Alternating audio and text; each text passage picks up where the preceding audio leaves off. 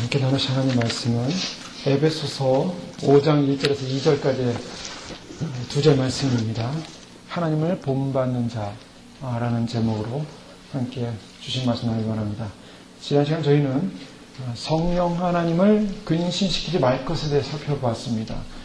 저희가 새 사람을 입은 사람으로 어떻게 살 것인가 그런 말씀을 살펴보는 가운데 특별히 우리가 새 사람을 입는 가장 본질적인 그런 내용이 있다면 그것은 하나님과의 관계성 속에서 찾아야 된다는 것을 살펴봤습니다. 우리가 단지 율법적, 도덕적 의를 이루기 위해서만 노력한다면 그것은 하나의 우리에게 굴레가 될 수 있습니다. 그러나 성령 하나님과의 관계성 속에서의 삶을 우리가 산다면 그것은 기쁨이요 또한 감사한 일이요 또한 그러한 관계성으로 인해서 우리가 능히 우리의 옛사람의 모습을 이기고 죄를 이기고 거룩한 새 사람의 옷을 입을 수 있다라는 부분을 저희는 살펴봤습니다. 성령 하나님께서 우리 안에 내주하신다는 것, 그것이 얼마나 위대한 특권인가. 바로 하나님께서 우리에게 내주하실 필요가 없으셨는 분임에도 불구하고 우리와 교제하기 원하셨고 또 우리를 의의 길로 생명길로 인도하시기 위해서 하나님 그분이 우리 안에 내주하고 계신다라는 이 사실이야말로 위대한 영광입니다. 그 위대한 영광의 부름을 받은 존재로서 우리는 바로 그러한 믿음으로 살아야만이 바로 성령 하나님을 근식해 하지 않는 삶을 살게 되는 것이고 성령 하나님을 근식해 하지 않는 것이야말로 바로 승리의 비결이다라는 것을 살펴봤습니다. 그 다음에 이제 그러한 승리의 비결의 삶에 관해서 사도 바울은 부정적인 부분과 긍정적인 부분을 구체적인 부분에 다시 한번 반복을 한 다음에 오늘 5장으로 넘어오게 되는데요. 이 에베소 5장 1절 2절 말씀은 굉장히 중요한 말씀입니다. 위대한 선포입니다. 아마도 사도 바울이 여태까지 말했던 하나님의 말씀 가운데 최고의 논증이라고 말할 수도 있고 가장 수준 높은 논증이라고 말할 수도 있고 궁극적인 이상이다라고 표현할 수도 있는 말씀입니다. 그냥 우리가 보기에는 그냥 넘길 수 있는 말씀, 하나의 접속어처럼 하나의 구체적인 실행을 위한 하나의 접속어처럼 보이는 말씀 같지만 그러나 이것은 바로 사도 바울이 말하고 있는 모든 우리의 삶의 전체를 통해서 이루어져야 될 우리의 목적, 목표요, 교리의 원리의 핵심이라고 볼 수가 있는 것입니다.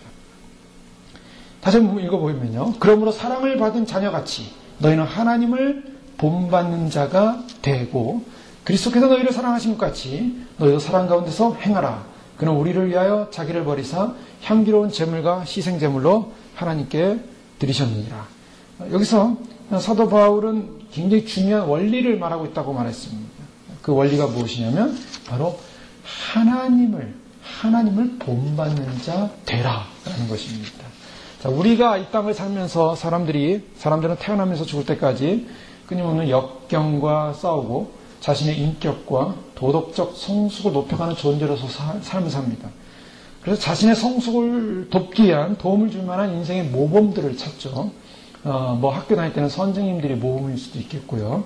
또 점점 인생을 살면서 자기의 가치관에 맞는 모범들을 만들어 놓습니다. 그래서 모델을 만들어 놓고 그 모델을 놓고 그런 모범을 따라 살자. 어떤 사람은 철학자가 될 수 있겠고 어떤 사람은 그 모델이 정치가가 될 수 있겠고 어떤 사람은 군인이 될 수도 있겠고 종교인들이 될 수 있을 것입니다.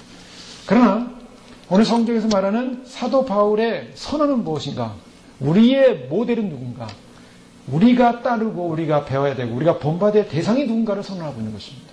그것은 이상의 어떤 세속적 철학이 아니라는 것입니다. 세속적 학문의 방법도 아니라는 것입니다. 어떤 구전의 전승에 의한 지식도 아니라는 것입니다. 우리가 예수 그리스도를 믿고 하나님께서 거듭난 존재가 됐다면 우리가 바라봐야 되고 우리가 목표로 하고 우리가 본받아야 될 대상이 누군가? 바로 그 대상은 너희는 하나님을 본받는 자 되라. 하나님이라는 사실입니다. 하나님만이 우리의 본의 대상인 것입니다. 사람들은 그것을 핵심을 잃어버리고 신앙생활합니다. 하나님이 우리가 따라야 될 본이요. 우리가 그분을 알고 그분을 닮아야 되는 것이 목표여야 되는데 신앙생활의 목적이 하나님이 아니라 사람이 됐고 하나님이 아니라 제도가 됐고 하나님이 아니라 방법이 됐고 하나님이 아니라 전통이 되어버렸습니다. 그래서 모든 성경의 기독교가 말하는 본질을 떠나서 사람들은 헛된 방식을 추구하는 것입니다. 이스라엘 당시에 특별히 예수님 이 당시 사도 바울이 에베소서 쓸 당시만 해도 많은 유대인들은 그들은 하나님을 본받고 하나님을 따르는 것에 대한 관심이 없었고 그들에게 전해지는 유전, 즉 율법적 유전만을 따라서 그들은 율법적 유전을 잘 행하면은 하나님을 닮은 것이라고 착각하는 하나님과 전혀 상관없는 율법에 매여있는 인생들이었습니다. 그러나 사도 바울은 분명하게 우리에게 선언하는 것은 우리의 존재적 의미가 무엇인가? 우리의 존재적 의미는 인간의 목적은 하나님을 닮는 것이다. 바로 이것이 대선언인 것입니다. 사람들은 이런 말을 할 때 약간의 마음에 불안과 함께 불편한 마음이 생길 수도 있습니다. 어떻게 유한한 인간이, 부패하고 타락된 인간이 전능하신 신, 절대자이신 신, 하나님 그분을 모방할 수 있단 말인가? 이것은 말도 안 되는 얘기다. 인간의 제한적 본성과 능력을 우리는 알고 있기 때문에 우리가 하나님을 본받는다는 것은 어불성설이다. 이것은 있을 수 없는 얘기다라고 반발할 수도 있습니다. 그러나 사도 바울은 우리에게 분명히 말합니다. 그럼에도 불구하고 우리의 인간의 연약함에도 불구하고 인간의 죄성에도 불구하고 인간의 수많은 죄성들을 사도 바울은 지적하고 있습니다. 아주 날카롭게 지적하고 있습니다. 아주 고통스럽게 지적하고 있습니다. 우리의 본질을 다 파헤치고 우리 안에 있는 더러움과 우리 안에 그러한 본질적 악의 실체를 다 드러내고 있습니다. 그럼에도 불구하고 그런 존재들을 향하여 사도 바울은 우리의 목표가 뭔가? 우리의 목표는 하나님을 본받는 사람이 되어야 한다고 말씀하고 있는 것입니다. 따라서 이 하나님을 본받는다는 것은 매우 높은 기준이기도 하지만 동시에 이것은 특권이라는 사실입니다. 굉장히 높은 기준입니다. 우리가 감히 하나님을 본받는다. 그러나 이것은 우리에게 주어진 특권입니다. 세상 사람을 향하여 하나님을 본받는다고 말하지 않습니다. 하나님을 믿는 하나님의 백성, 하나님 안에서 거듭난 의의 백성이 됐다라고 인정받는, 그렇게 칭함받는 바로 칭의함을 받았던 바로 믿음의 백성들에게 바로 주어진 특권이 뭔가? 바로 하나님을 따르는 것입니다. 본받는다라는 이 말은 이미테이터라는 말이죠. 그러니까 모방하는 자다라는 말입니다. 미믹이라는 말을 쓰기도 하는데요. 이것은 그대로 카피한다라는 개념을 담고 있습니다. 고린도전서 4장 16절 말씀에 보면 그러므로 내가 너에게 권하노니 너희는 나를 본받는 자 되라. 사도 바울은 자신을 본받으라고 강하게 얘기합니다. 고린도전서 11장 1절에도 내가 그리스도를 본받는 자가 된 것 같이 너희는 나를 본받는 자 되라. 여기서 사도 바울이 자신을 본받으라고 할 때는 자신의 위대함을 드러내려고 하는 것이 아니라 자신이 그리스도를 본받는 자 된 것 같이 나를 본받, 즉 나를 본받는 것은 사도 바울의 그 본질, 즉 사도 바울이 그리스도를 본받고자 하는 그 마음을 향해 달려가는 그 삶을 본받으라는 것입니다. 그것을 따라 행하라는 것입니다. 형제들아 너희는 함께 나를 본받으라. 또 우리로 본을 삼은 것 같이 그대로 행하는 자들을 보이라. 데살로니가후서 3장 7절 9절에도 어떻게 우리를 본받아야 할 것을 너희가 스스로 하나니 우리가 너희 가운데서 규모없이 행하지 아니하며 우리에게 권리가 없는 것이 아니요 오직 스스로 너희에게 본을 주어 우리를 본받게 하려 함이니라. 사도 바울은 계속적으로 이 본에 관한 이야기를 하고 있습니다. 본받으라. 즉 예수 그리스도를 본받은 것처럼 나를 본받으라 얘기하고 있는데 사도 바울은 오늘 본문 말씀에서 아주 단도직입적으로 바로 에베소 교회 성도를 향하여 하나님을 본받는 자 되라고 선언하고 있습니다. 물론 구약적 상황에서는 하나님을 향해 직접 본받으라고 직접 명령하지는 않습니다. 그러나 간접적인 말로서 하나님을 본받는 자 될 것을 이스라엘 백성이 명령하고 있습니다. 바로 율법서라고 볼 수 있는 레위기 11장 44절 45절 말씀 보면 나는 여호와 너희 하나님이라 내가 거룩하니 너희도 몸을 구별하여 거룩하게 하고 땅에 기는 바 기어다니는 것으로 인하여 스스로 더럽히지 말라. 나는 너희의 하나님이 되려고 너희를 애굽 땅에서 인도해낸 여호와라. 내가 거룩하니 너희도 거룩할지니라. 이 무슨 말씀입니까? 하나님이 하나님을 향하여 나를 본받으라라고 직접적인 명령하지 않지만 내가 거룩하기 때문에 너희를 향하여 나가 명령하는 것은 너희도 거룩해야 된다라는 것입니다. 레위기 19장 2절 말씀도 너는 이스라엘 자손이 온 회중에 고하여 이르라 너희는 거룩하라 나 여호와 너희 하나님이 거룩함이니라. 레위기 20장 7절도 너희는 스스로 깨끗하게 하여 거룩할지어다 나는 너희 하나님 여호와니라. 베드로전서 1장 15절 이하의 말씀도 오직 너희를 부르신 거룩한 자처럼 너희도 모든 행실에 거룩한 자가 되라. 거룩한 자처럼 되라. 본받으라는 말씀이죠. 내가 거룩하니 기록된 바 너희도 거룩할지어다 하셨느니라. 자, 이미 살펴봤던 것처럼 이 구약 율법이 주어질 때, 그 율법 가운데 제사제도가 주어지는 이유가 있었습니다. 왜 제사제도가 주어졌습니까? 제사제도가 주어진 이유는 단지 우리가 죄인이기 때문에 죄를 용서함 받기 위함이다. 이것은 아주 1차원적인 것입니다. 우리가 보통 질문하기를 예수님 왜 믿습니까? 교회 왜 다닙니까? 교회 다니는 목적이 뭡니까? 예수 믿고 구원받기 위함입니다. 이것이 대답이라면 그 사람은 어린아이입니다. 많은 사람들이 교회 다니는 목적을 구원받기 위함이다. 죄사함을 받기 위함이다. 라고만 생각한다면 안 된다는 거예요. 우리가 예수님 믿고 구원받고 죄사함 받는 것, 물론 가장 기초적인, 가장 본질적인 그런 베이식이 될 수가 있습니다. 그러나 주님은 그 수준으로 우리를 요구하지 않는다는 거예요. 우리가 죄사함 받고 구원받는 수준이 아니라 하나님을 닮는 수준으로 가기 원하신다는 것입니다. 자, 하나님을 닮는다는 것은 무엇을 말합니까? 하나님의 무엇을 닮으라는 것입니까? 하나님을 닮으라는 그 말씀 속에는 무엇이 담겨져 있습니까? 내용이 뭡니까? 거룩입니다. 제가 여태까지 살펴봤던 모든 말씀들을 볼 때 옛사람의 모습이 뭡니까? 옛사람의 모습은 거룩하지 않은 것이었습니다. 유혹의 욕심을 따라 썩어져가는 것이었습니다. 썩어져가는 것이 거룩하지 않습니다. 거짓이 있습니다. 또 분이 있습니다. 도둑질을 합니다. 또 입 밖에 더러운 말들을 합니다. 악독이 있습니다. 노함이 있습니다. 분님이 있습니다. 이렇게 사도 바울이 구체적으로 지적했던 옛사람의 모습은 거룩함과는 상관이 없는 것입니다. 거룩함. 하나님이 우리를 만드신 목적이 뭔가? 하나님께서 인간을 창조하신 목적이 뭔가? 하나님과 교제하기 위해서. 근데 그 하나님은 어떤 분이신가? 하나님과 교제하기 위한 우리의 존재는 거룩한 존재입니다. 자, 이것이 바로 핵심입니다. 우리가 주님 오심을 준비하면서요. 주님 오심을 준비하는 백성들에게 핵심은 주님 오심을 믿냐 안 믿냐는 이제 기초입니다. 일단은 믿어야 됩니다. 그러나 믿고 난 다음에 그 다음 어떻게 합니까? 믿고 나면은 다 되는 것이냐? 아닙니다. 믿고 난 다음에 무엇이 해야 됩니까? 하나님의 뜻을 알고 하나님의 성품 가운데 들어가야 한다는 것입니다. 이것이 숙제입니다. 그런데 어떤 사람들은 30년, 40년 오랫동안 신앙생활하는 사람들이 그렇게 이루어왔던 하나님에 관한 성품이 이제 예수 그리스도를 믿고 예수님의 오심을 믿고 준비하는 백성들은 그 시간이 없기 때문에 주님께서 우리에게 특별한 은총을 베풀어 주시는 것입니다. 바로 마지막 주의 오심을 믿는 백성들에게 성령 하나님께서 우리에게 채찍질 하십니다. 그동안은 1년, 2년 지나야 회개해야 될 것을 우리는 한 1개월 안에 아니면 한 주 안에 회개해야 됩니다. 그동안은 10년 지나야 받게 될 성품이 이제는 하루아침에 바뀌어져야 합니다.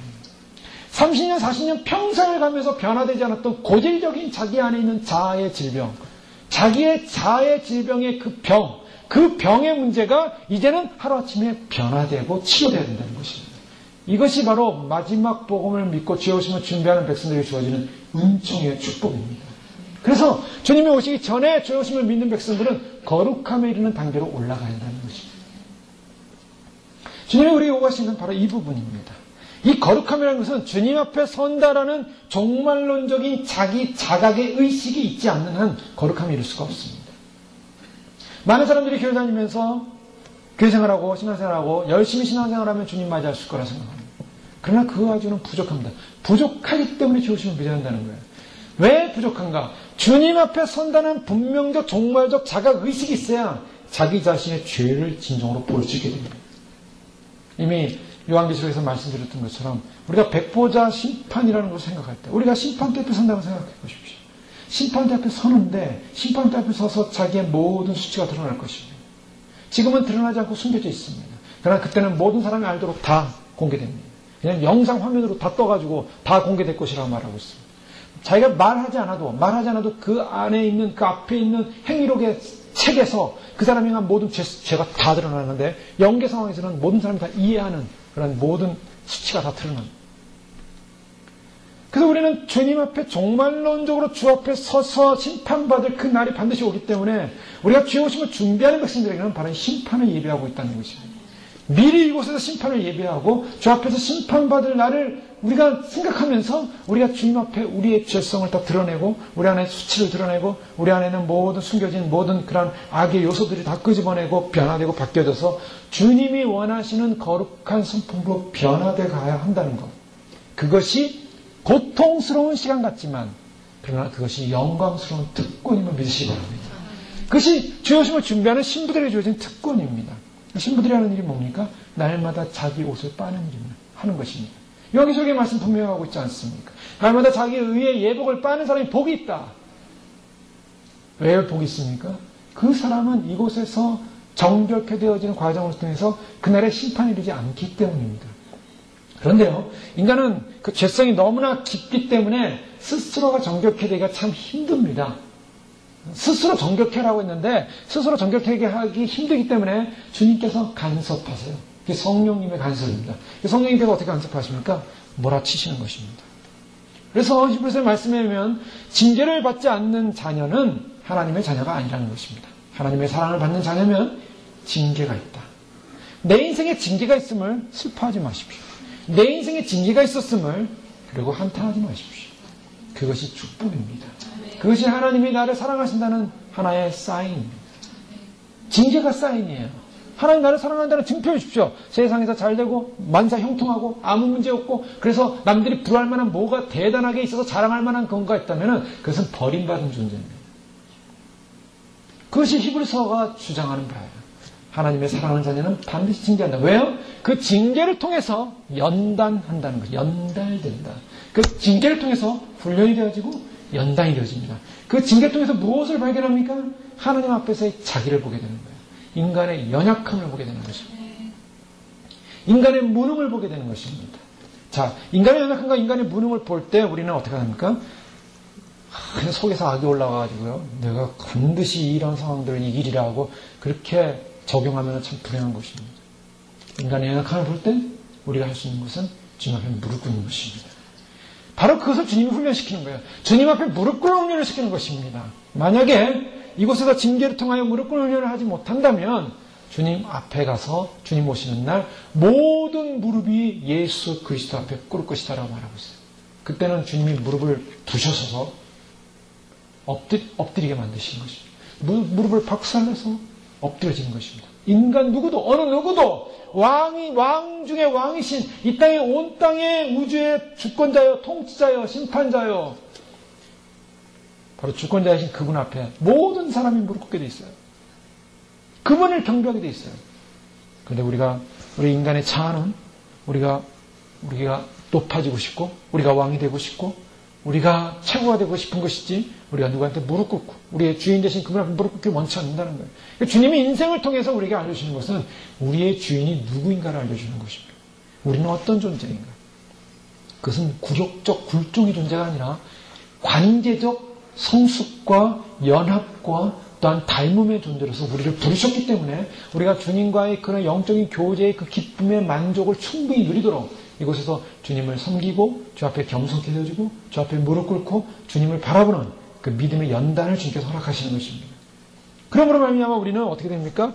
우리 안에 더러운 악을 보게 되고 우리 안에 참으로 불순종을 보게 되고 우리 안에 주님 앞에 나가지 못하는 주 앞에 무릎 꿇지 못했던 주님 앞에서 우리의 의를 드러냈던 그러한 우리의 악을 봄으로 말미암아 그것을 회개하고 주님 앞에 엎드릴 때 주님의 영광을 받으시고 그 주님 앞에 엎드릴 그 모습을 통하여 하나님이 높아지시는 것입니다. 자, 우리가 거룩해짐으로 어떤 가치성이 보여지는가? 우리가 거룩해짐으로 하나님의 영광을 받으시는 거예요. 여러분 크리스찬들 보세요. 크리스찬들이 거룩하게 살아야 될 크리스찬들이 타락하고 죄를 진다고 생각해 보십시오. 그러면 하나님의 영광이 가려집니다. 사람들이 그런 얘기하죠. 하나님의 영광 가리지 말고 살아야지. 하나님의 영광 가리지 말고 살아야지. 그러나 오늘날 많은 사람들이 거룩하지 못함으로 말미암아 하나님의 영광을 가리는 수많은 일이 일어나지 않습니까? 우리가 주님 앞에 무릎 꿇고 주님을 경배하고 주님을 예배하고 우리 자신이 주님 앞에서 거룩해지는 존재로 변해야 될 때 그것은 하나님의 영광이 올라가는 것입니다. 이스라엘 백성들이 율법을 제대로 지키고 말씀을 제대로 지키고 하나님을 경배하는 존재였다면 이스라엘 주변의 나라들이 이스라엘을 보고 하나님을 영광을 올려드렸습니다. 다니엘이 하나님 앞에서 믿음을 지키고 자기의 믿음의 정죄를 지킬 때 느부갓네살 왕과 또 그 외의 모든 왕들이 결국 바로 다니엘을 보고 다니엘의 하나님을 칭송하기 시작했습니다. 다니엘의 믿음의 정죄는 누구를 높이냐면 하나님의 영광을 높였다는 사실입니다. 근데 이스라엘이 타락함으로 말미암아 범죄함으로 말미암아 이스라엘이 세상과 똑같은 배금주의와 우상주의와 종교 다원주의로 빠지기 시작했을 때 하나님의 영광은 가려졌습니다. 우리가 하나님을 알되 하나님을 어떻게 알아면 하겠습니까? 하나님을 제대로 알고 하나님의 말씀의 뜻대로 우리가 순종할 때 바로 그것이 하나님께 영광을 돌리는 삶이라는 사실을 믿으시기 바랍니다. 나는 대단한 일을 하지 못했어요. 나는 이름나는 일을 하지 못했어요. 나는 소문나는 일을 하지 못했어요. 나는 굉장한 일을 하지 못했어요. 상관이 없습니다. 내가 어떤 존재로 바뀌어갔느냐의 싸움 속에 하나님을 닮고자, 주님의 성품을 닮고자, 그 마음을 닮고자, 그 뜻을 닮고자 애쓰고 노력했다면 바로 그것이 하나님께 영광을 돌린 것이요. 하나님께 영광을 돌린 자 하나님 반드시 그것을 상급으로 하나님의 영광스러운 축복으로 주님께서 갚아주실 줄 믿으시기 바랍니다. 그것이 상급이에요. 자, 하나님을 닮는 자가 되라, 하나님을 본받는 자가 되라는 이 말씀 속에는 하나님의 자녀라는 지고한 신분을 받은 사람들만이 아버지를 본받으라는 요청을 받게 됩니다. 아무한테나 하나님을 본받으라고 얘기하지 않습니다. 우리가 주님을 닮아야 된다. 주님 모습을 준비하면서 주님 앞에 어떻게 살 것인가를 우리가 어떻게 준비해야 될 것인가. 그러기 위해서는 우리 자신의 죄를 바라보고 우리가 옛사람을 벗어버리고 거룩한 의의 새 사람을 입기 위해서 노력하도록 우리가 요청받고 있다는 것은 바로 하나님의 자녀이기 때문에 그렇게 요청하는 것입니다. 그렇기 때문에 때로는 말씀을 통하여 내가 죄의 지적을 받고 말씀을 통하여 내가 양심의 정말 고통의 그런 찔림을 받고 하나님 앞에서 정말 부끄러울 정도로 우리 자신의 시체가 다 드러난다 할지라도 그것이 말씀 앞에서 우리가 드러나는 것이기에 그것은 하나님이 우리를 하나님의 자녀로서 하나님의 예수 그리스도의 신부로서 우리를 대우하시는 바로 그 과정이고 그러므로 말미암아 우리를 거룩한 존재로 변화시키셔서 그날의 영광의 주인공으로 세워주기 위하여 주님 우리를 깎으시고 만드시는 과정임을 믿으시기 바랍니다. 그 때문에 주님 오심을 준비하는 백성들에게 고난이 오는 거예요. 그냥 가는 길이 아니라 그랬습니다. 예수님 오심을 믿고 나면 그 다음부터는 이 고난이 있는 거죠. 그 고난의 길을 우리는 갑니다. 그러나 우리는 분명한 목적을 합니다. 목표를 합니다. 우리가 가야 될 길은 이 땅이 아니라 이 땅이 종착역이 아닙니다. 주님 앞에 서는 그날. 근데 주님께서 그 시간이 가까울수록 우리를 더 채찍질 할 것입니다. 그 채찍질 할 때 우리는 기쁨으로 가다 보면 이제는 훈련받고 연단받는 단계에서 끝나는 것이 아닙니다. 훈련받고 연단만 받는가? 아닙니다. 주님께서 그 훈련과 연단의 시간이 끝나게 되면 그때는 사용하십니다. 사용하십니다. 들어서 사용하십니다.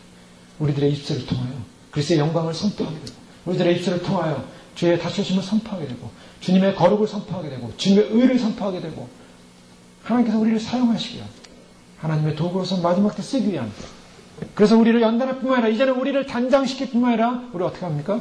우리 영적인 강한 용사로 무장을 시키는 것이죠. 그래서 사실은 그러면 우리는 단장만 하는 그 단계에서 끝나는 것이 아니라 단장과 무장의 양쪽이 나를 가지고 우리가 이 시간을 지나게 되는 것이죠. 요한 칼빈도요 자신의 주석에서 만일 우리가 하나님의 자녀라면 하나님을 본받는 자들이 되어야 한다. 성경 그대로입니다. 하나님의 자녀라면 자녀의 형상은 뭡니까? 자녀의 증거가 뭡니까? 부모를 본받아야 돼요. 저 사람은 저 아이는 저 부모님의 자녀야 라고 할 때 그 증거가 뭡니까? 닮았어요. 전혀 안 닮았어요. 쟤는 주워온 자식인가 봐. 그렇지 않습니까? 안 닮았어요. 안 닮으면 자녀가 아닌 거예요. 닮아야 됩니다. 그래서 부모님들이 어떻게 합니까? 어떻게 하든지 닮은 구석을 찾으려고 노력하지 않습니까? 발가락이 닮았다. 그 소설 있지 않습니까? 다 발가락이 닮았다. 그 소설을 보면요. 그냥 닮은 구석을 찾으려고 아무리 봤는데 아무도 닮은 곳이 없어요. 그래서 어디가 닮은지 알아요? 발가락이 닮았다는 게 발가락. 그래서 드디어 닮은 곳 하나 찾았어요. 발가락이 하나 닮았어요. 사람은요, 뭔가 연관성이 있고 관계성이 있으면 닮은 데를 찾고자 하는 거예요. 크리스찬이다. 믿는 사람이다. 그리고 하나님의 자녀다라면 하나님을 닮은 데가 있어야 되는 거예요. 하나님의 자녀라는 분명한 인식을 갖고 있을 때 그리스도인은 마땅히 아버지 하나님을 본받아야 하는 것입니다. 그것이 바로 하나님께서 우리를 부르신 목적입니다. 인간이 회복되는 인간됨의 회복은 어디 있는가? 뭐가 인간됨의 회복인가? 인권을 회복하는 것인가? 인간의 자유를 회복하는 것인가? 그것이 아니라 하나님을 닮는 것이 인간됨의 회복입니다. 자기를 형상대로 하나님의 형상대로 지음받은 인간으로서의 하나님이 우리를 본래 목적으로 만드신 그 본래 목적에 합당한 존재로서 하나님을 닮아가는 것. 그러기 위해서는 어떻게 합니까? 우리가 하나님을 바라보고 하나님의 본질과 존재를 바라봐야 됩니다. 하나님 어떤 분이신가? 그래 감사하게도요. 하나님은요. 부처처럼 그냥 여기 웃고만 계신 분이 아니에요. 한국에 유명한 목사님 계시지 않습니까? 침례교에서 아주 대표적인 목사님 계시죠. 이동 무슨 목사님이요. 아주 뭐 많은 영향을 줬죠. 그분이 고등학교 때 불교 신자였어요. 절에 가가지고 공부를 하는데요. 절에 가서 공부를 하는데 자기는 이제 대학을 가야 되는데 굉장히 그 고통 속에서 공부를 한다 이거예요. 입시 스트레스. 그런데 그 앞에서 절에 가서 이제 그 부처님이 앉아 있는 걸 보는데 그 부처님은 웃고만 있더라는 거예요. 언제나 웃고 있더래요. 자기는 고통스러운데 웃고 있더래요. 저 사람은 왜 자꾸 웃고 있나. 거기에서 회의가 생겼대요. 그래서 저 부처님은 계속 나의 고통을 이해하지 못하는 거야. 거기서 회의가 생겼대요. 하나님의 놀라운 역사죠. 거기서 회의가 생긴 거예요. 그래서 그분이 신앙을 개종을 한 거예요. 불교 신자가 기독교로 개종하게 된 동기였대요. 참 놀라운 하나님의 역사죠. 그래서 구도자라는 표현을 많이 합니다. 그 목사님 설교에는 구도자의 길, 구도자. 즉 뭔가 진리의 길을 찾고자 하는 사람에게 하나님께서 진리의 길을 알려주신다라는 그런 믿음을 갖고 있어요. 놀랍게도요, 우리 하나님은요, 우리가 고통 가운데 바라보고 있는데 주님은 계속 웃고만 계신 분은 아니에요. 보네포라는 목사님이 계시죠. 이분이 독일 2차 세계 때 나치의 그 대항에서 히틀러를 암살하고자 하는 그런 목회자 그룹의 한 멤버로서 있다가 그것이 발각이 됐어요. 그래가지고 결국에는 이제 아우슈비츠 수용소에 갇히게 되죠. 근데 이 독일 목사님입니다. 독일 목사님이 히틀러를 암살하려고 했어요. 왜? 약간 자유주의죠. 자유주의가 있는데 왜냐? 여러분 생각해 보세요. 그분의 논리는 그거예요. 여의도 광장에 사람들이 다 자전거를 타고 또 아니면 산책을 하고 다 놀고 있는데 어느 미친 사람이 자동차를 끌고 와서 막 사람들 치고 막 다닌다면 그 미친 사람은 어떻게 될 것이냐? 어떻게 그 사람을 스탑시킬 것이냐? 설득할 것이냐? 안 된다는 거예요. 잡아서 끌어내야 한다는 거예요. 자, 이분의 논리예요. 지금 온 세상을 뒤집어놓는 저 미친 사람 한 사람 때문에 지금 많은 수많은 유태인들이 죽어가고 있고 수많은 사람들이 고통 가운데 죽어가는데 저 미친 사람을 감해두면 안 된다는 거예요. 굉장히 레디칼한 논리죠. 그래서 그 자를 죽여야 한다는 거예요. 근데 그게 이제 발각이 됐어요. 그래서 이제 유명하지 않습니까? 보네포 목사님. 그런데 유대인들이 아우슈비츠에서 죽어가는 거예요. 수많은 죄 없는 유대인들이 잡혀와서 유대인이라는 그 이름으로 죽어갈 때 그때 옆에 있는 유대인이 거기서 교수형으로 아니면은 목이 매달려서 죽어가는 그 사람들의 고통을 보면서 도대체 하나님이 어디 계신가? 하나님이 어디 계신가? 우리가 믿는 그 영원 하나님은 어디 계신가? 왜 우리가 죽어가야 되는가? 왜 우리 민족이 죽어가야 되는가? 이런 질문을 던졌다는 거예요. 자, 이런 질문을 던졌을 때 옆에 있는 보네포 목사님이 무슨 일을 하냐면 바로 저 죽어가는 바로 우리 여러분의 동족의 그 고통 가운데 하나님은 지금 함께하고 계시다. 자, 이것은 무슨 말이냐면 하나님은 우리의 고통을 외면하는 분이 아니라 우리의 고통을 이해한다는 것입니다. 이분이 우리 하나님입니다. 하나님은 모든 역사적 상황과 조건 가운데 우리가 왜 고통을 당하는지 우리는 알 수가 없을 때가 있습니다. 그러나 중요한 것은 고통 가운데 주님은 외면하고 계시고 웃고만 계신 분이 아니라는 것입니다. 우리가 고통하고 있으면 주님도 고통하고 계시다는 것입니다. 그 고통 가운데 함께하고 계시다는 것입니다. 왜요? 주님 우리의 죄를 위해서 십자가에서 고통을 이미 당하셨습니다. 우리는 그 죄에 대한 형벌이 뭔지도 몰랐을 때예요. 죄에 대한 그 저주가 뭔지도 몰랐을 때예요. 그 지옥의 고통이 뭔지도 몰랐을 때예요. 지옥의 저주의 그 아픔의 고통의 울부짖음이 뭔지도 몰랐을 때 주님은 이미 그 지옥의 저주를 아시고 우리를 대신하여 자신이 친히 죄의 저주를 뒤집어 쓰시고 십자가에서 고통을 당하셨습니다. 고통당하신 그분이 우리의 고통을 이해하십니다. 바로 이것이 기독교입니다. 자, 우리가 주님을 알고자 할 때, 하나님을 알고자 할 때, 하나님은 우리를 향하여 어떻게 말씀하시는가? 자신을 계시하십니다. 자, 하나님의 본받는자들이라는 이 말씀 속에는 하나님 그분이 우리가 도저히 접근할 수 없는 분이고, 도저히 이해할 수 없는 분이고, 그분은 아무 말도 하지 않는 그런 침묵, 그냥 답답한 분이 아니라 우리가 하나님을 알고자 하고 하나님께 다가간다면, 하나님을 이해하고자 하고 하나님의 뜻을 알고자 하고 하나님 닮고자 한다면 하나님께서 그 하나님이 어떤 분인가를 우리에게 알려주시고 계시하시고 그래서 우리가 그 닮고자 하는 그분을 닮을 수 있도록 주님께서 우리를 인도하신다는 사실입니다. 그렇기 때문에 사도 바울은 에베소 교회 성도를 향하여 하나님을 본받는 자 되라고 말하고 있는 것입니다. 하나님은 어떤 분이십니까? 물론 하나님을 본받는다고 할 때 우리가 하나님의 그 모든 속성을 다 본받지는 못합니다.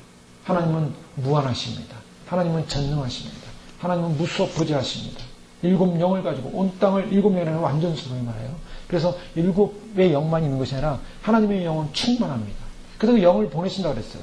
그 영을 보내시지만 그 영은 하나예요. 본질적으로. 그 성령 하나님입니다.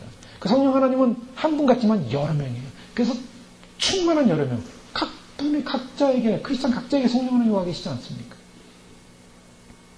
하나님의 속성 가운데는 우리가 하나님의 영의 속성, 신성의 속성에 우리가 도달하지 못한 부분이 있습니다. 그러나 사실은 본질적으로는 우리 인간으로서는, 피조세계 인간으로서는 하나님의 본성의 본질의 속성에 들어갈 수 없습니다. 본받기 어렵습니다.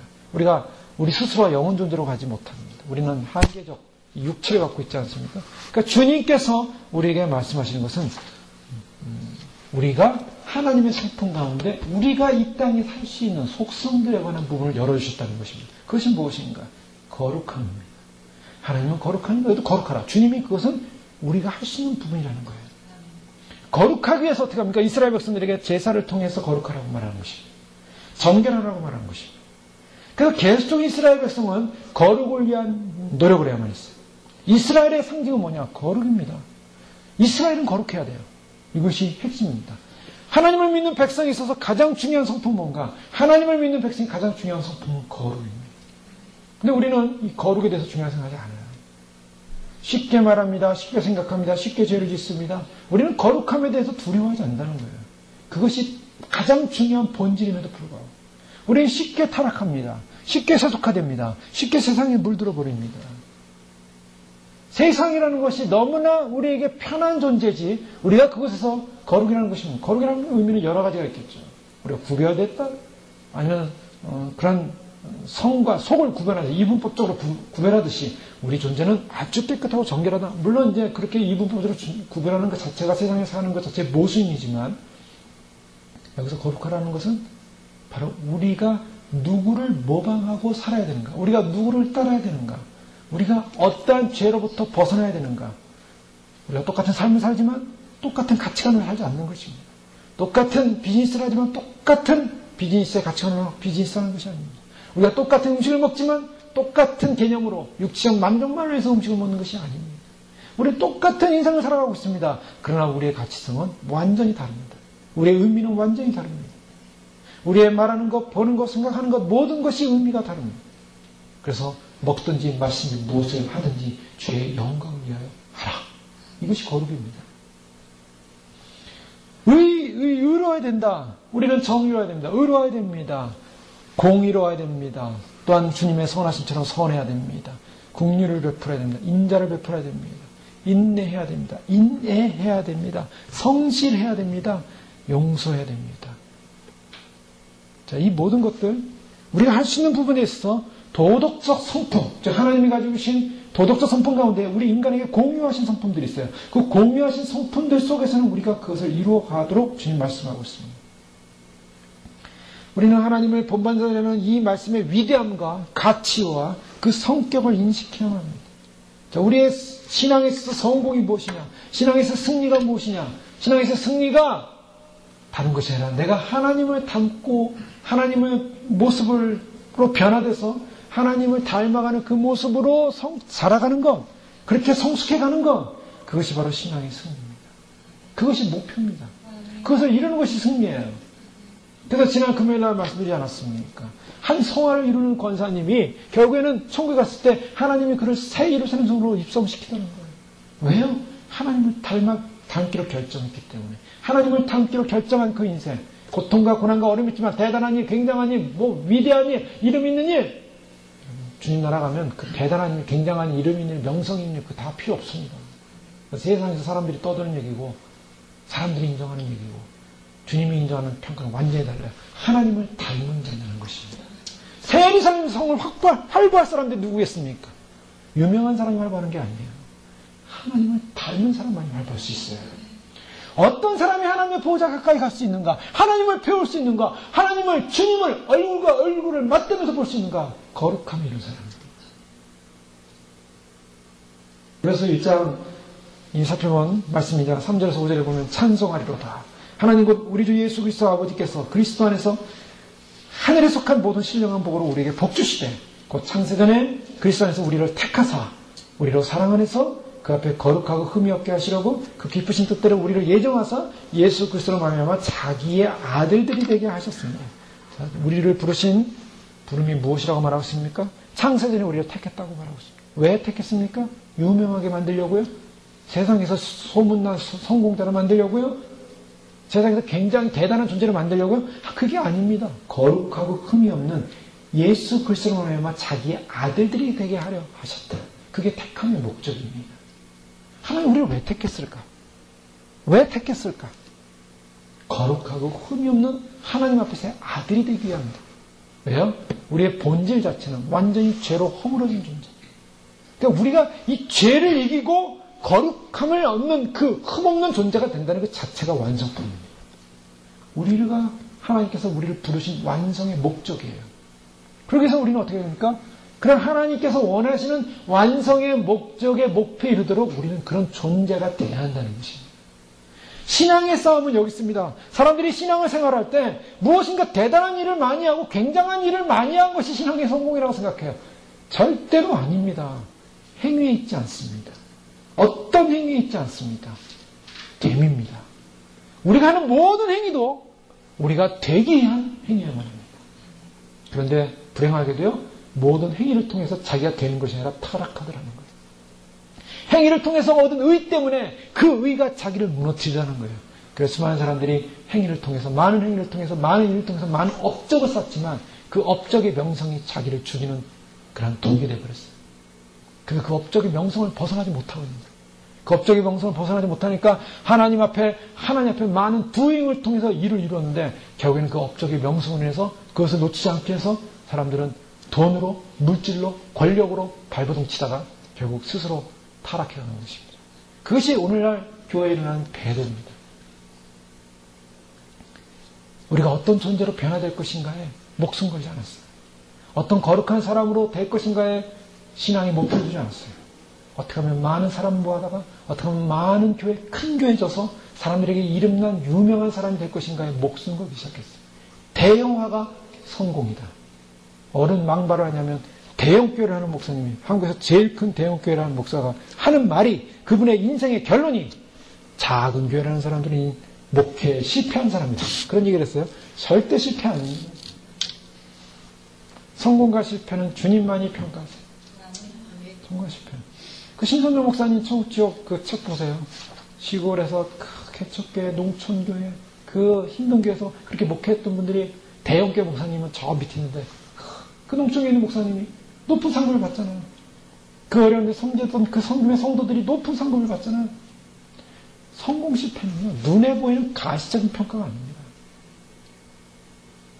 그렇게 가시적인 평가로 성공 실패를 따질 것 같았으면 주님께서 왜 십자가에 돌아가셨습니까? 전혀 돌아갈 필요가 없었습니다. 주님께서 돌아가신다고 할 때 제자들이 안 됩니다. 예수님께서 내가 12영도 더 되는, 12군단도 되는 천사들을 보내서 내가 여기 있는 사람들 싹 정리하고 내가 승리하지 못할 줄을 너희는 모르느냐. 그렇게 할 수도 있었어요, 주님은. 주님이 하시는 방법은 간단할 수도 있었어요. 아예 주님께서, 하나님께서 인간의 타락한, 인간은 그 본성부터, 처음부터 악이 가득한 존재이기 때문에 아예 쓸어버리를 결정하셨어요. 그것이 노아의 홍수였습니다. 주님은 간단해요. 하늘에 창수를 여시고 밑에 있는 그냥 물에 생물을 터뜨려가지고 그냥 물을 위아래로 샌드위치로 부어서 온 지구 땅을 다 물로 다 덮어버리면 끝나는 거예요.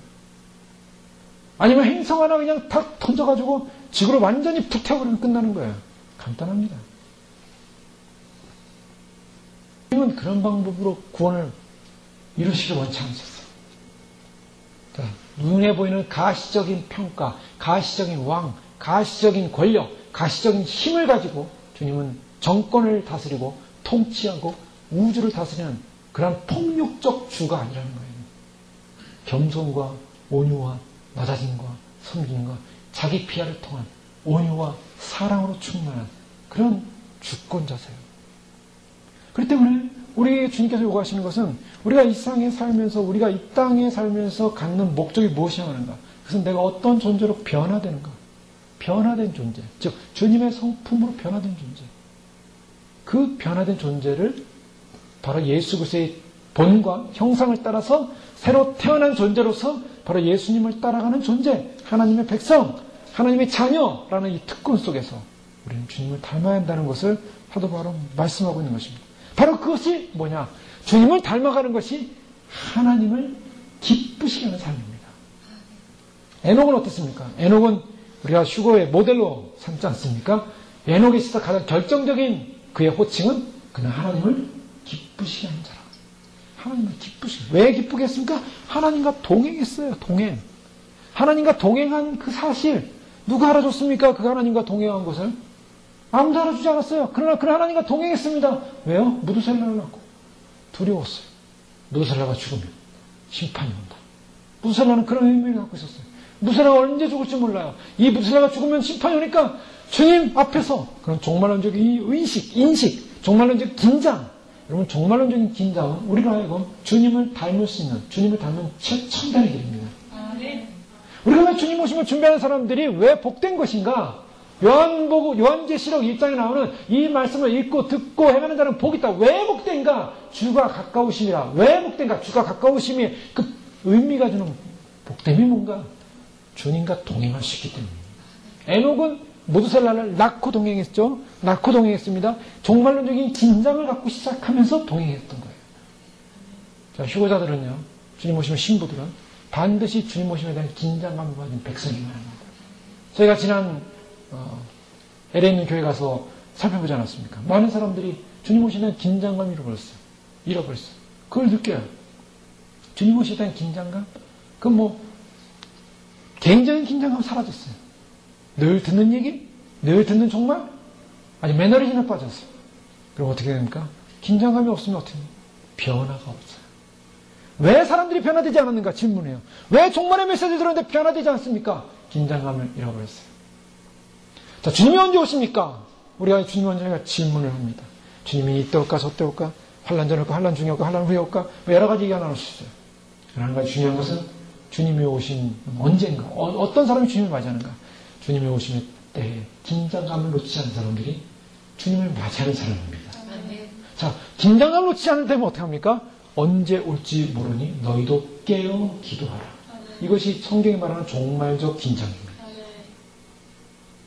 그러니까 우리 자신을 통해서 우리가 주 앞에 선다는 그 분명한 인식 속에 내가 주님의 모습을 담기 위해서 지금 최선을 다하고 있는가? 주님이 나를 오늘 부르신다면 주 앞에 설 그런 준비가 되어 있는가? 이것이 긴장입니다. 이 긴장 속에 사는 것이 바로 우리의 신앙이요. 이 신앙을 가진 사람만이 사실은 주님을 기쁘시게 하는 삶으로 들어갈 수 있다는 것입니다. 보십시오. 우리가 긴장감 놓치기 시작하면 우리의 마음에 이미 주님과 멀어지기 시작합니다. 뭐가 들어옵니까? 주님은 사라지고 세상은 간 곳 없고 주님만 보여야 되는데 주님은 간 곳 없고 사라지고 세상만 보이더라. 이것이 긴장의 타락입니다. 로마서 14장 10절에 우리는 누구든지 자기를 위해 사는 자가 없고 자기를 위해 죽는 자도 없다. 우리의 존재 목적은 뭔가? 우리의 존재 목적은 우리가 주님을 닮는 존재로서 부름받았고 그 주님을 닮는 존재로서 사는 것이 나를 위해 사는 것이 아니라는 것입니다. 자, 그러면 우리는 어떻게 주님을 더 구체로 본받을 수 있을까? 주님께서 계시하신다 그랬습니다. 알려주신다 그랬습니다. 그러나 거룩과 여러 가지 말씀 중에 주님께서 특별히 우리가 이미 4장 마지막 부분에 살펴봤던 것처럼 주님의 성품 가운데 특별히 하나님을 본받는 그 본받음의 핵심은 뭔가? 바로 예수 그리스도를 통해서 우리는 하나님을 만날 수 있는데 예수 그리스도의 형을 통해서 우리에게 보여주는 사건은 무엇인가? 그것은 하나님의 사랑입니다. 그러면 우리가 주님을 본받는다는 것은 무엇을 말하는가? 그것은 사랑이라는 단어로 결론되어집니다. 이것이 핵심입니다. 서로 인자하게 하며 불쌍히 여기며 서로 용서하기를 하나님이 그리스도 안에서 너희를 용서하신 것처럼. 이것이 바로 32절의 말씀이었습니다. 여기서 이제 우리의 결론이 이루어집니다. 주님을 본받는 방법이 뭔가. 마태복음 5장에 분명히 말씀하셨죠. 이같이 한즉 하늘에 계신 너희 아버지의 아들이 되리니 이는 하나님이 그 해를 악인과 선인에게 비추게 하시며 비를 의로운 자와 불의한 자에게 내리우십니다. 자, 이같이 한즉 하나님의 아들이 된다. 자, 에베소 1장에 우리를 뭘로 불렀다고요? 하나님의 아들로 불렀다. 아들이 되게 하렵니다. 자, 하나님의 아들, 자녀, 그리고 하나님의 자녀로서 부름받은 하나님의 닮음에 대한 내용은 무엇입니까? 그 내용의 결론은 내 원수를 사랑하며 너희를 핍박하는 자를 위해 기도하라. 이것이 바로 하나님께서 우리에게 요청하시는 부분입니다. 골로새 1장 3장 12절에 14절을 보면 그러므로 너희는 하나님의 택하사 거룩하고 사랑받는 자처럼 긍휼과 자비와 겸손과 온유와 오래 참음을 옷 입고 누가 누구에게 불만이 있거든 서로 용납하여 피차 용서하되 주께서 너희를 용서하신 것 같이 너희도 그리하고 이 모든 것에 사랑을 더하라 이는 온전하게 매는 띠니라. 하나님이 택하사 거룩하고 사랑받는 자처럼 거룩하고 사랑받는 자 하나님의 모습 가운데 하나님 원하는 것이 거룩이라고 했습니다. 거룩하고 사랑받는 자처럼 어떻게 하라고요? 긍휼, 자비, 겸손, 온유. 자, 이것이 우리의 숙제입니다. 하나님을 본받는 자녀가 되었고 하나님을 본받아야 되는데 이 본받음의 내용이 무엇인가? 내용은 구체로 들어와서 결국에는 하나님의 사랑을 본받는 자, 하나님의 사랑을 받은 자처럼 사랑적 존재로 바뀌어야 된다. 이것이 수준입니다. 우리가 받게 될 수준.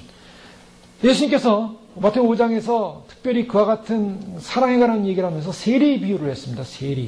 세리가 자기가 사랑하는 사람을 사랑한다. 그것이 세상의 사랑이라는 것입니다. 세상 사람도 자기 자식 사랑할 줄 압니다. 자기가 좋아하는 사람 사랑할 줄 압니다. 이것이 이제 주님의 말씀이었죠. 그런데 주님은 그러면 하나님의 아들들은 어떤 존재인가? 세리여가지고는 안 된다는 거예요. 세리는 아니다. 세리가 되면 안 된다. 세리보다 더 높은 수준입니다. 그 높은 수준이 어디입니까? 그랬을 때 너희가 다른 사람보다 더하는 것이 무엇이냐? 라고 질문했죠. 다른 사람보다 너희가 더한 것이 즉 다른 사람보다 더 스페셜한 것이 무엇이냐? 그것은 하나님의 자녀라면 하늘에 계신 너희 아버지의 온전하신 같이 너희도 온전해져야 된다. 그것이 무엇입니까? 하나님이 선인과 악인에게 빛을 비추듯이. 오늘날 지금도 마찬가지입니다. 지금도 세상에 예수를 안 믿는 사람이 밖에서 강아지를 끌고 산책을 한다 할지라도 안 죽습니다. 지금 벼락마다 안 죽고 있어요. 왜요? 저 악인에게도 지금 하나님께서 햇볕을 주고 음식을 주고 에너지를 줘서 건강을 줘서 걸어다닐 수 있는 힘을 주더라는 거예요. 선인에게만 주는 게 아니더라는 거예요. 선인과 악인에게 동일한 하나님의 사랑을 베푸는 것처럼 우리에게도 그러한 사랑을 베푸는 존재가 되라. 이것이 여기까지가 하나님의 사랑이라는 거예요. 주님 그럼 너무 억울하지 않습니까? 주님을 우리 열심히 믿고 열심히 주님을 따르고 그런데 우리를 핍박하고 우리를 공격하고 우리를 힘들게 하는 사람들을 마저 사랑한다면 우리 너무 힘든 거 아닙니까? 우리만 손해당하는 거 아닙니까? 억울한 거 아닙니까? 저 사람들은 저렇게 안 사는데요. 우리는 억울합니다. 라고 말할 수도 있어요. 그렇게 말할 수 있지만 주님께서 그것이 바로 아버지께서 원하시는 사랑이다 라고 말하고 있는 것이 이게 어려운 부분입니다. 왜요? 이제 그 다음에요. 저렇게 하나님의 사랑을 받은 사람이 그 하나님의 사랑에 대한 반응으로 하나님께 돌아오지 못하면 이제 심판을 받는 거예요. 하나님께 대한 사랑의 반응으로 돌아오지 못하면 심판을 받게 돼 있어요. 그 심판은 영원합니다. 영원한 지옥의 형벌. 결코 나올 수 없는, 결코 돌이킬 수 없는 하나님의 사랑을 거역한 죄에 대한 형벌을 받게 돼 있어요. 주님께서 우리에게 요구하시는 것은 우리가 결국 심판자가 되지 말라는 것이죠. 우리가 심판자가 되지 말고 우리로 하여금 우리가 할 바를 하라는 것입니다. 우리의 할 바가 무엇인가? 그것은 선인인가 악인에게 빛을 비추시 우리가 비록 우리를 비판하는 자를 기도하는 것이고 우리가 해야 될 사랑의 일이 있다면 힘들고 어렵죠. 인간적으로 어렵겠죠. 그러나 그를 용서하기로 결정하고 그냥 받아주고 그냥 이해해 주는 것입니다. 우리가 복수해야지 내가 칼을 갈고서 내가 반드시 그런 사람이 돼야지가 아니라 그것은 주님께서 하실 것입니다. 자, 왜 그랬는가? 그것이 바로 이제 사도 바울의 설명입니다. 2절 말씀 보면 그리스도께서 너희를 사랑하신 것 같이 너희도 사랑 가운데 행하라. 자, 본받는 자 그리스도의 사랑처럼 행하라. 이제 이것이 바로 연결되고 있습니다. 그러면 그리스도의 사랑이 무엇인가? 그는 우리를 위하여 자신을 버리사 향기로운 제물과 희생제물로 하나님께 드리셨느니라. 여기서 그리스도의 사랑을 표현하고 있는데 그리스도가 어떤 사랑을 하셨는가? 그리스도가 행하신 사랑이 뭔가? 우리를 위하여 그리스도의 행함은 자기를 버리셨다.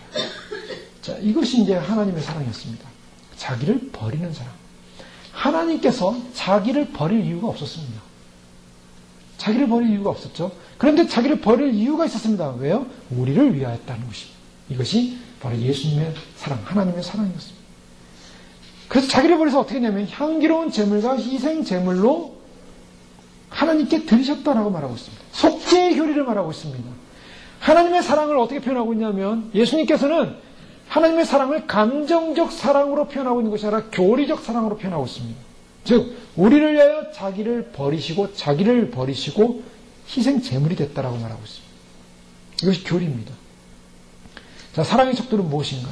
사랑의 척도는 우리를 감정적으로 사랑할 만한 이유가 있지 않았습니다.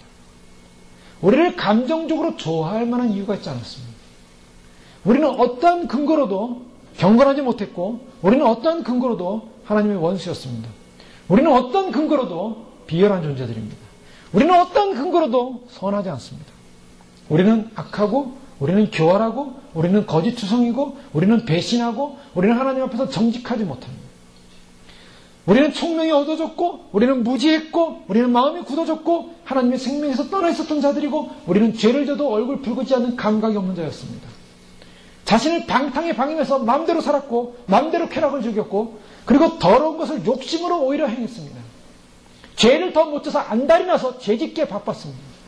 그런 존재를 주님께서 우리는 감정을 대해서, 주님이 우리에게 감정적으로 대한다면 사랑할 만한 어떤 이유도 없었습니다. 그러나 주님 우리를 교리적으로 사랑했어요. 무슨 말입니까?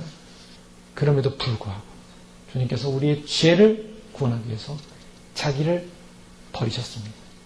이것은 하나님의 교리적 사랑입니다. 이것이 굉장히 중요한데요. 자, 우리가 죄인들에 대한 마음, 우리가 사랑을 행하는 마음에서 우리는 이것이 바로 정의입니다. 요한일서에 이미 살펴보지 않았습니까? 우리가 사람을 좋아질 때까지 좋아져야만 사랑한다라는 근거가 아니라는 거예요. 사람은 다 다릅니다.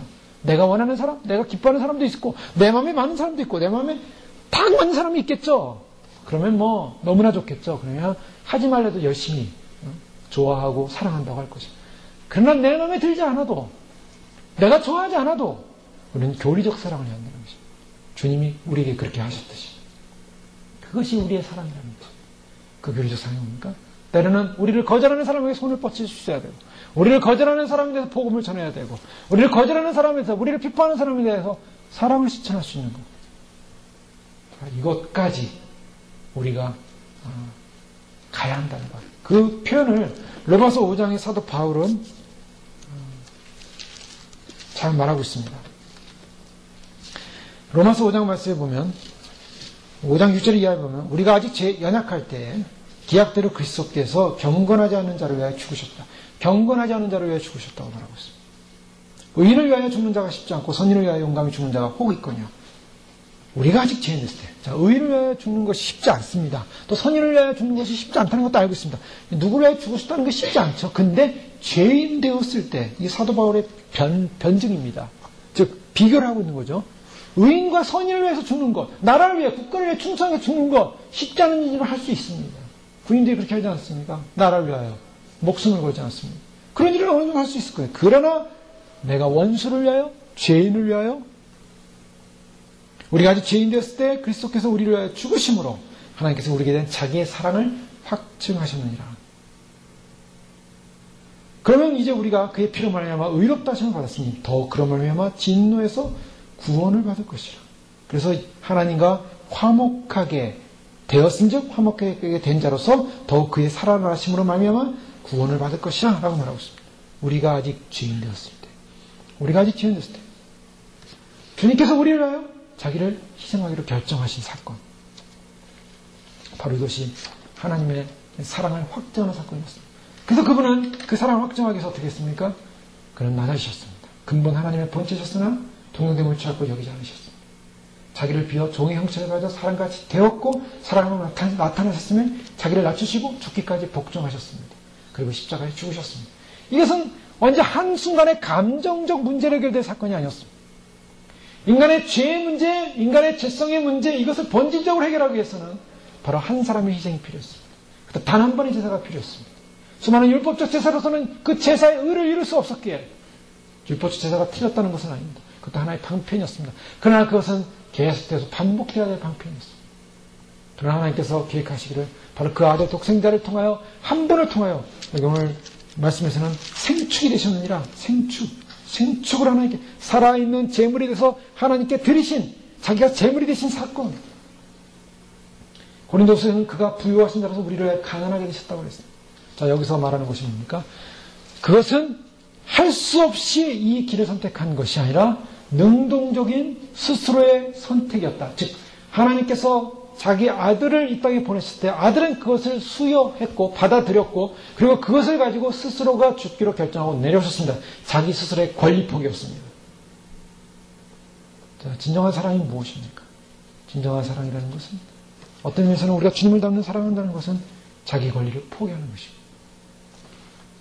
제가 예전에 대학생 때 선교단체에서 예수전단이라는 선교단체 이제 있었는데요. 그게 이제 모임을 하고 있었어요. 그때 모임할 때 뭐 사람들이 주님 앞에서 자기를 헌신하는 시간을 가졌습니다. 헌신하는 시간을 갔는데 어떤 분이 딱 일어나더니 저는 뭐 그 당시에 뭐 한국에만 있었고 뭐 다른 생각이 별로 없어요. 근데 어떤 한 분이 일어나더니 어떤 자매님인데 나이가 좀 든 자매였습니다. 하나님, 내가 미국의 영주권을 포기합니다. 이렇게 하더라고요. 그래서 저건 무슨 고백인가 그런 생각을 했어요. 왜 영주권을 포기한다고 할까? 그래서 하나님께서 본인을 이제 미국에 살지 못하고 떠나보내시는 성비도 4명 앞에서 그가 순종하겠습니다.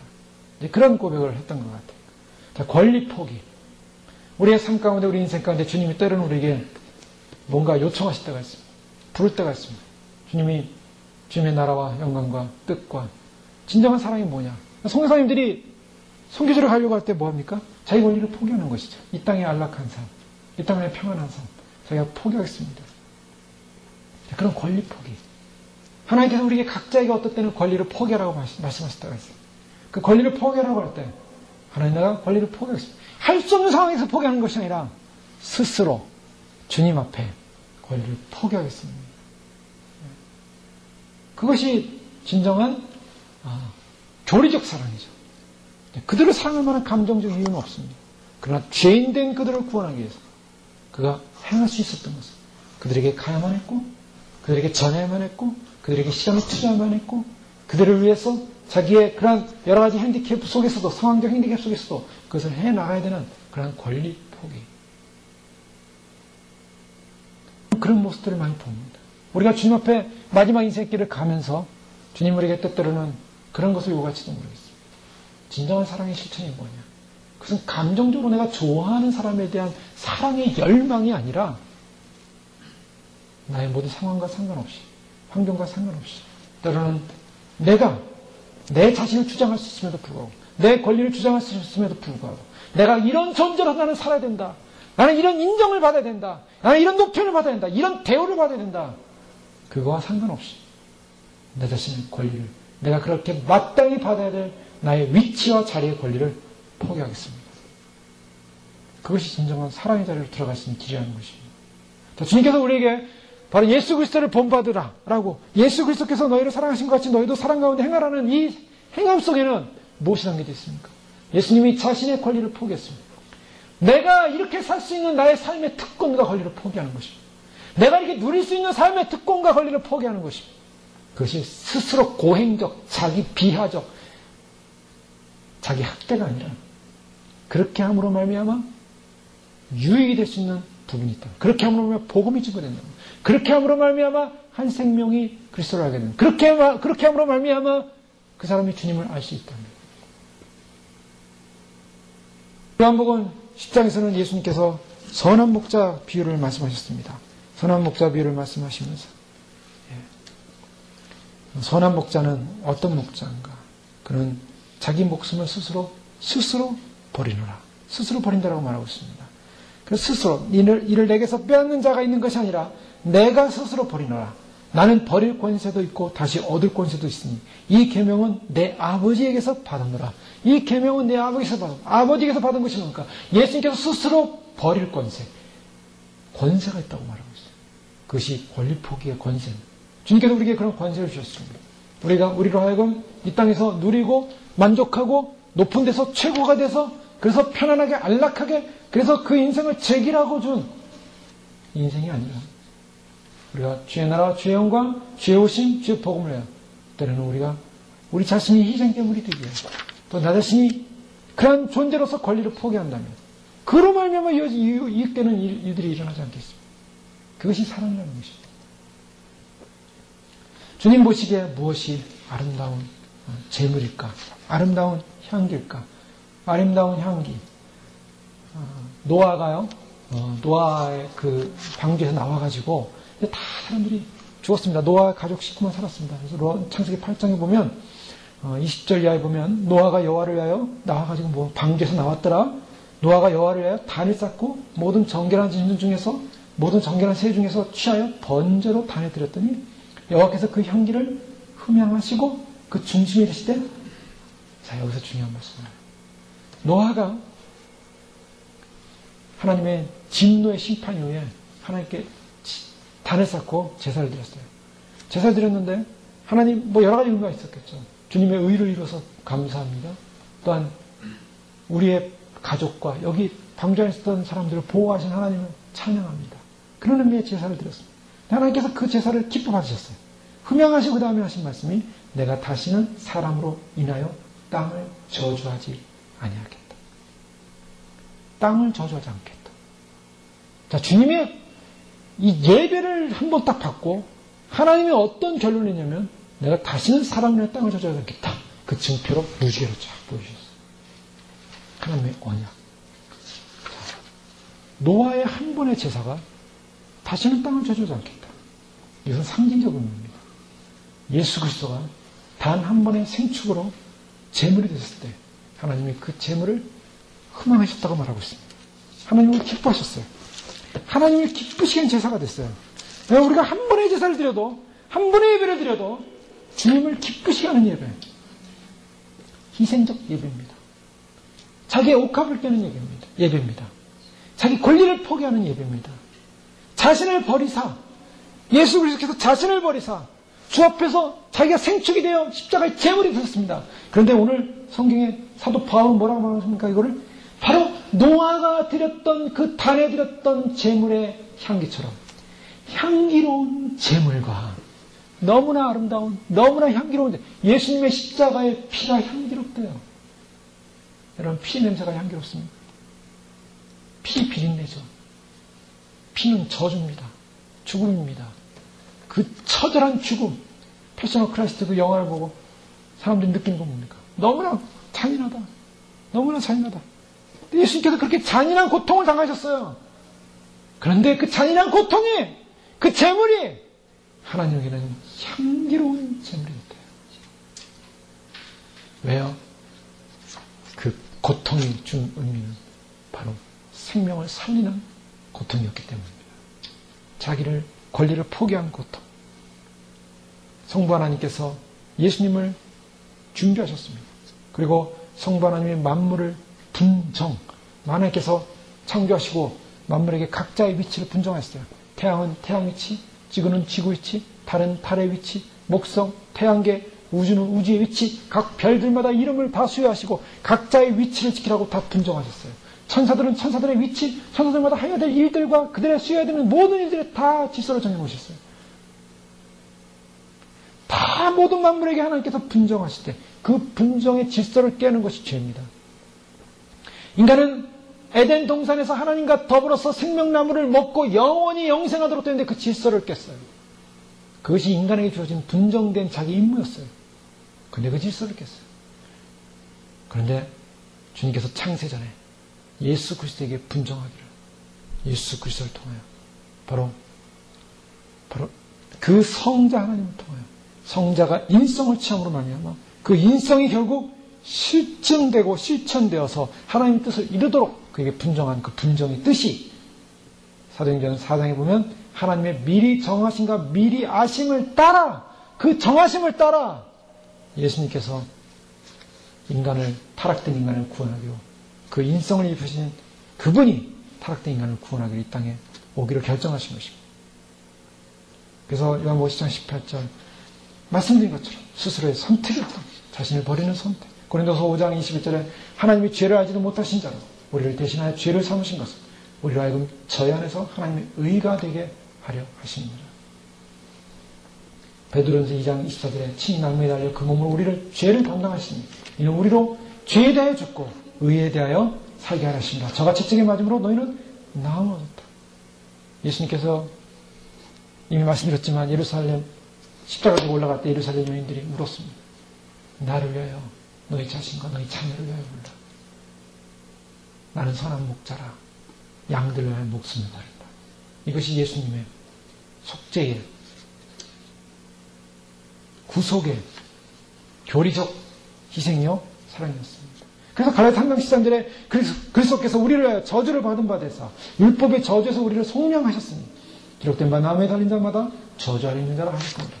예수님께서 저주받기로 결정하셨고 그 죄를 담당하셨습니다. 바로 그 하나님의 사랑을 보는 것이 바로 예수 그리스도의 십자가요. 그분을 볼 때, 대속주를 볼 때, 자기 신적 사랑을 가진 그 사랑을 볼 때 그리스도의 사랑이 우리를 강권하시는도다. 자, 우리가 사랑을 실천할 수 있는 힘이 어디 있습니까? 그것은 그리스도의 사랑을 바라보는 것이죠. 그리스도의 사랑을 바라볼 때 내게 없었던 그 사랑의 힘이 생기는 것이죠. 그리스도의 사랑을 바라볼 때 나를 위해 자기를 포기하신 그분 앞에서 나 자신을 포기할 수 있는 자기 권리 포기가 가능하게 되는 것입니다. 자기를 생각지 않으신 분, 자기의 느낌을 따라서가 아니라, 자기 권리를 주장해서가 아니라, 자기 안위를 위해서가 아니라 그는 스스로 버릴 권세를 가지시고 주님께서 그렇게 버리기를 결정하신 것입니다. 자, 주님께서 우리를 하여금 바로 그와 같은 사랑, 그리스도의 사랑을 본받아 아들의 형상을 본받기 위하여 로마서 8장 29절에 선언합니다. 하나님이 미리 아신 자들로 또한 그 아들의 형상을 본받게 하기 위하여 미리 정하셨으니 이는 그러므로 형제 중에서 마다들이 되게 하십니다. 우리의 목적이 어디 있는가? 우리의 목적은 하나님을 본받는 것이요, 하나님의 사랑을 본받는 것이요, 그 사랑적 본받음의 내용은 바로 예수 그리스도의 사랑이었습니다. 아들의 형상입니다. 예수님, 바로 그분이 우리가 영광 가운데 볼 것입니다. 고린도서 3장 18절에는 우리가 다 수건을 벗은 얼굴로 거울을 보는 것 같이 주의 영광을 보매 그와 같은 형상으로 변화하여 영광에서 영광에 이르니 곧 주의 영으로 말미암음이라. 우리가 이 영광에서 영광에 이른다는 이 말을 다 이해할 수 없습니다. 이 영계 상황의 영광을 우린 다 우리 머리로 이 제한된 3차원의 세계의 머리로 이해가 안 됩니다. 많은 사람들이 뭐 4차원, 5차원, 6차원, 7차원을 따지면서 뭐 영계 상황을 여러 가지로 말로도 표현하고 뭐 계시적으로 표현하지만 다 그런 그림자일 뿐이에요. 우린 다 알 수가 없어요. 그 영광을. 그러나 그 영광, 주님과 같은 형상으로 변화되어진 영광의 영광에 이르는 주의 영으로 말미암는 그 사건, 얼굴과 얼굴을 맞대는 사건. 그것은 바로 베드로서 1장 4절에 말하는 신의 성품에 참여하는 사건이요.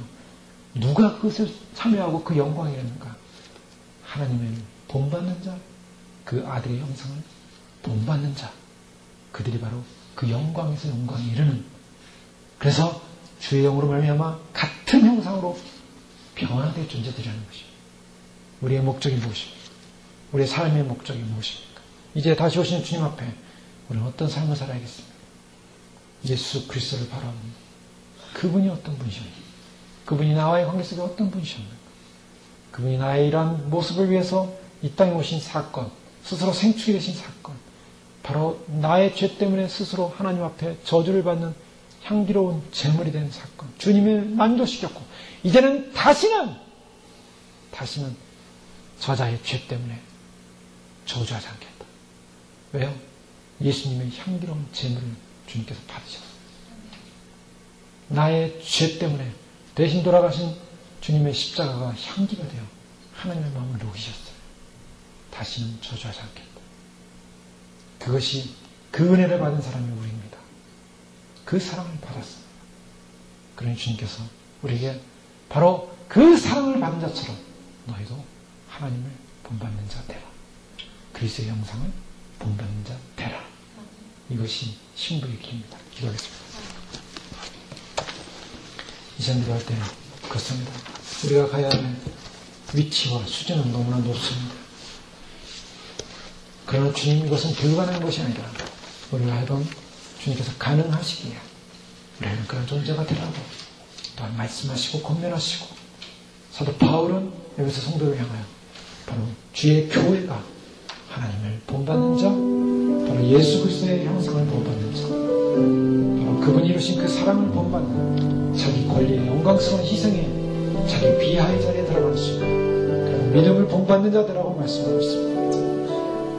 우리가 그런 자리에 서서 주님 오실 때까지 반드시 이런 거룩한 성화를 이루고 거룩한 의의 사랑의 열매를 맺고 주님이 온전하신 것 같이 우리 또한 온전해지시는 우리들로 승리케 하여 주시옵소서.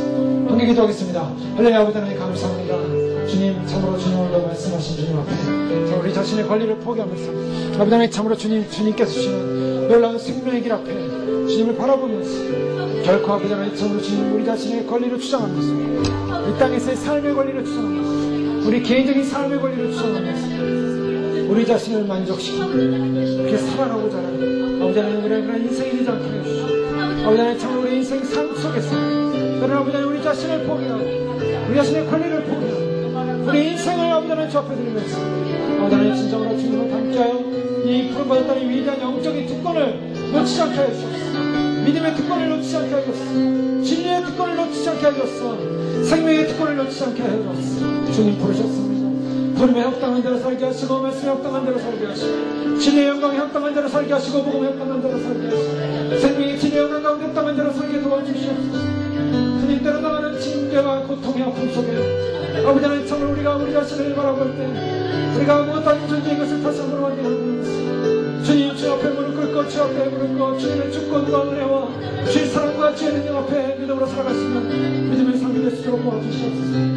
아버지 하나님 참으로 주님 우리의 참으로 십자가에 못 박혀 돌아가신 아버지 거룩한 사랑 그 거룩한 희생이 아버지 하나님 주 앞에 향기로운 제물되어 주 앞에 올려져서 다시는 저주하지 않은 것입니다. 아버지 우리를 저주하지 않으시겠다고 말씀하신 그 약속의 말씀처럼 우리를 저주하지 않으시는 하나님의 거룩한 사랑 앞에 이제는 우리가 저주받는 존재가 아니야 주님께서 인정받은 칭의 의로운 존재예요. 아버지 하나님 주님의 거룩한 보혈로 말미암아 아버지 하나님 그 사랑을 입은 자라며 주 앞에 살고 있다는 이 믿음의 확신 속에 믿음으로 흔들리지 않게 하시고 좌절하지 않게 하시고 오직 주의 사랑 주의 은혜 가운데 설 수 있도록 하나님 저를 이끌어 주시옵소서. 주님 영광의 길입니다. 우리에게만 주어진 그리스도의 생명 안에 주어진 특권의 길입니다. 주님을 닮는 것, 하나님을 닮는 것, 바로 그것이 우리의 목적입니다. 우리의 종착점입니다. 영광에서 영광으로 이를 그날, 주님의 영상으로 변화될 그날, 주님과 영원히 대화하며 주님과 영원히 기뻐하며 주님과 영원히 선포하며 주님과 영원히 다스릴 그날 모든 피도세계 가운데 주님의 아들의 형상을 닮아 신의 형상에 참여하게 되는 그런 영광스러운 날 주님의 그날을 우리에게 약속해 주셨습니다. 주님이 오시는 날 구속의 완성이 이루어지는 날 그날을 향하여 우리로 하여금 주님을 본받는 자들이라고 말씀하시고 주님의 그 거룩한 사랑 자기 권리 포기의 사랑 스스로 버리는 사랑 스스로 희생하는 사랑을 닮아 우리 또한 그 사랑을 실천하고 온전해지는 거룩한 의에 이룰 수 있도록 축복하여 주시옵소서. 예수란 교회가 주님을 오심을 예배하는 신부들이 바로 그 사랑의 완성자되어 선포하게 하시고 하나님의 영광 그리스도의 영광을 증거케 하여 주시옵소서. 예수 그리스도의 이름으로 감사하며 기도 올려옵나이다.